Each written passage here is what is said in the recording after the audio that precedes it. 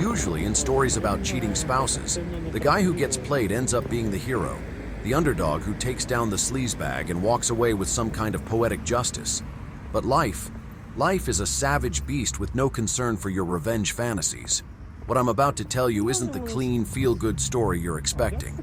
This is a raw, messy truth about my friend Kyle, whose perfect world crumbled faster than a cheap cookie. Buckle up, because this one stings. Kyle and Vanessa had been married for 6 years. They weren't the Instagram couple flashing smiles and sunsets, but they had the kind of bond you envy. Effortless banter, shared playlists, and a secret handshake they still used at parties.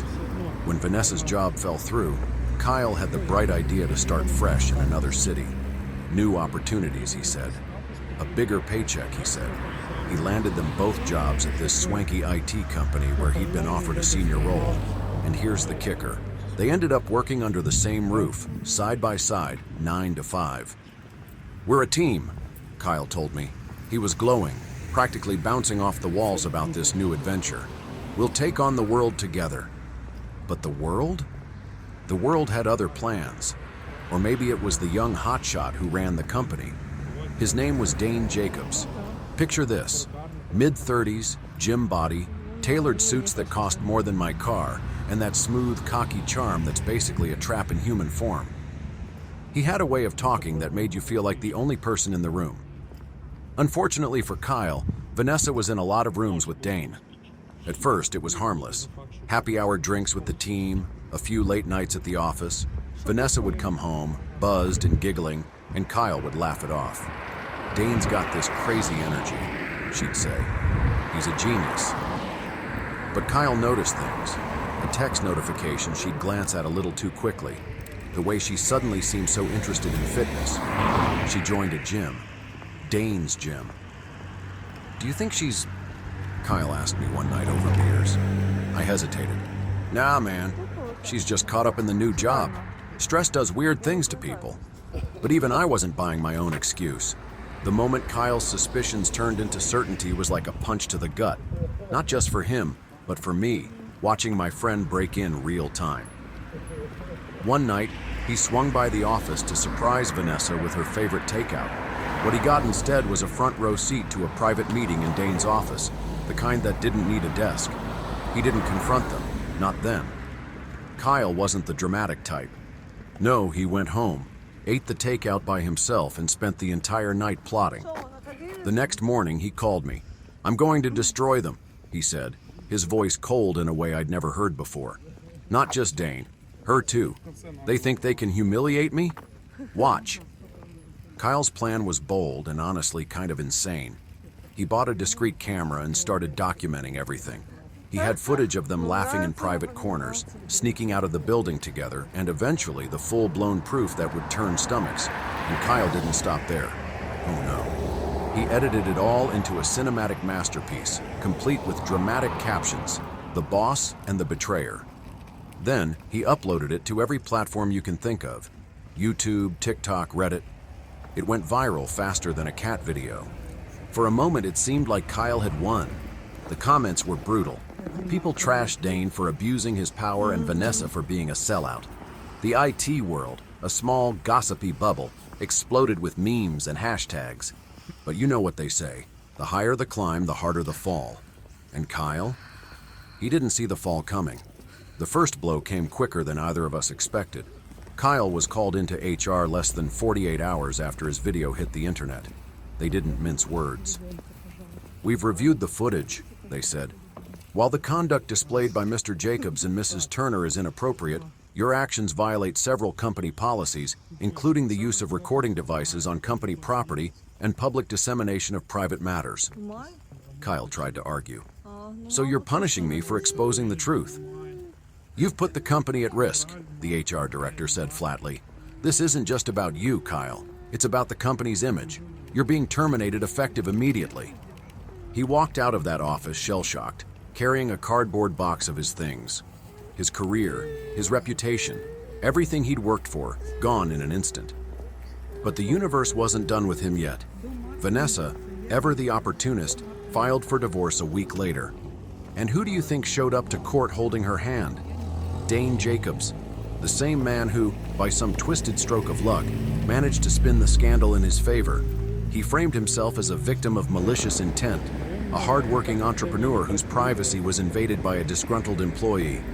The media lapped it up, and the board of directors stood by him. Dane kept his job. Vanessa got a ring. Kyle, on the other hand, was left with nothing but his anger and a dwindling savings account. He tried to rally online support, but the internet's attention span is shorter than a goldfish's. The same people who cheered for him a week ago had already moved on to the next scandal. I wish I could tell you that Kyle found a way to bounce back, that he wrote some tell-all book or started a podcast and rebuilt his life from the ashes. But the truth? The truth is that Kyle's story doesn't have a happy ending. Not yet, anyway. He's still out there trying to piece together a life that feels like it's in shambles. And me? I'm just the guy who watched it all unfold, powerless to stop it. Sometimes life doesn't give you heroes and villains. Sometimes it just gives you people, flawed, messy, and painfully real. Kyle's descent into chaos didn't stop with the loss of his job and marriage. No, it spiraled into something darker, more desperate. The man who once had a plan for everything now found himself rudderless. Bills piled up, his savings dwindled, and the once pristine apartment he'd shared with Vanessa became a cluttered mess of unopened mail and empty takeout containers. I checked in on him as often as I could, but Kyle had become a ghost of the man I used to know. He spent his days doom-scrolling through social media, watching as Dane and Vanessa flaunted their new life. Pictures of tropical vacations, champagne toasts, and hashtags like power couple. It was like watching someone bleed out one post at a time. One night, after too many beers, Kyle confessed his newest idea. "I'm going to hack them," he said, his eyes bloodshot but disturbingly focused. Dane's company, his accounts, all of it. If they want war, I'll give them one. "Kyle, that's insane," I said, trying to steer him back to reality. "You're already on thin ice. One wrong move and you could end up in jail." But Kyle wasn't listening. He was already too far gone, consumed by a need for vengeance that was eating him alive. Over the next few weeks, he threw himself into this reckless plan, teaching himself the kind of hacking skills that could land you on an FBI watch list. He became obsessed, barely sleeping or eating. His apartment became a makeshift command center, filled with monitors, cables, and sticky notes scrawled with codes and passwords. And then it happened. Kyle succeeded. He breached Dane's company network, downloading confidential files and planting a virus that would wipe key systems. It was a catastrophic move, one that brought the company to its knees. Employees couldn't access their work, clients threatened to pull contracts, and the stock took a nosedive. For a moment, Kyle felt invincible. "I told you I'd make him pay," he said, grinning like a madman. But his victory was short-lived. Dane's company had resources Kyle couldn't fathom, including a top-tier cybersecurity team that quickly traced the breach back to him. Within days, the authorities were at his door. Kyle was arrested, his computer seized, and his name splashed across headlines as a disgruntled ex-employee turned cybercriminal. Watching it all unfold was like witnessing a train wreck in slow motion.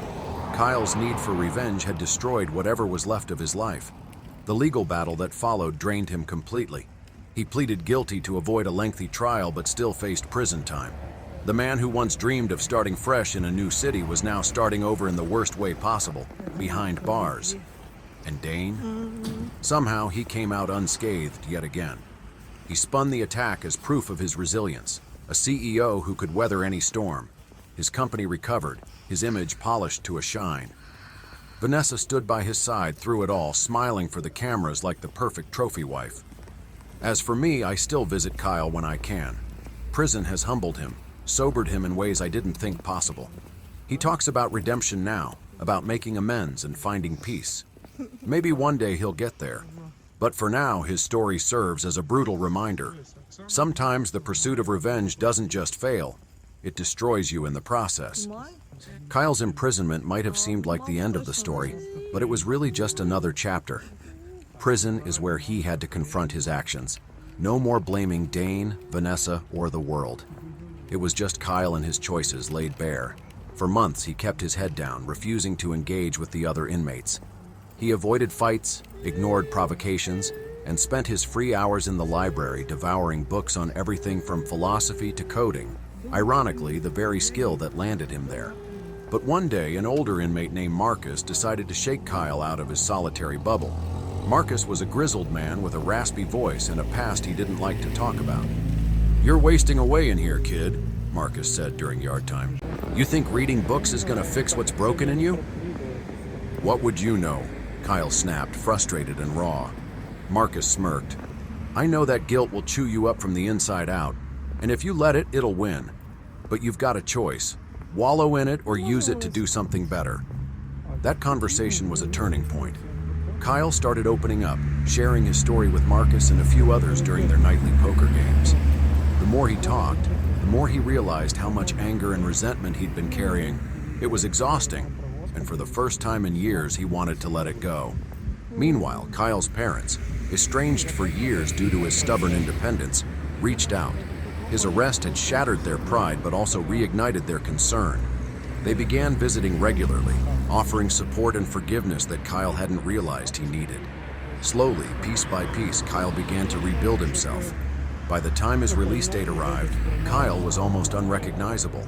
He'd taken courses on ethics and cybersecurity offered through the prison's rehabilitation programs. He'd even started mentoring younger inmates, teaching them coding basics and emphasizing the importance of using skills responsibly.